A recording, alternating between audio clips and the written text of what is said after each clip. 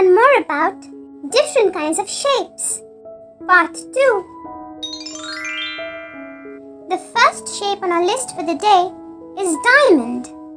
Diamond, and this can also be called a rhombus. An example of this is a kite. Next we have pentagon. Pentagon. This house is of the pentagon shape.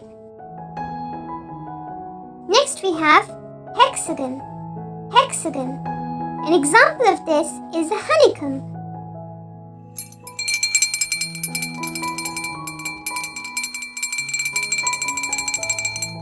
Then we have octagon. Octagon. This clock is of that shape. The next shape on our list is crescent. Crescent. An example of this is the crescent moon. The next shape is arrow. Arrow. Here is an example for you for this shape. It's an arrow on a signboard. And the last shape on our list for the day is cross. Cross.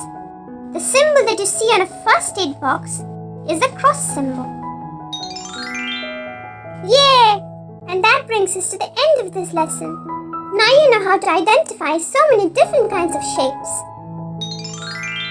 And for more such fun videos, be sure to check out the other videos on our channel.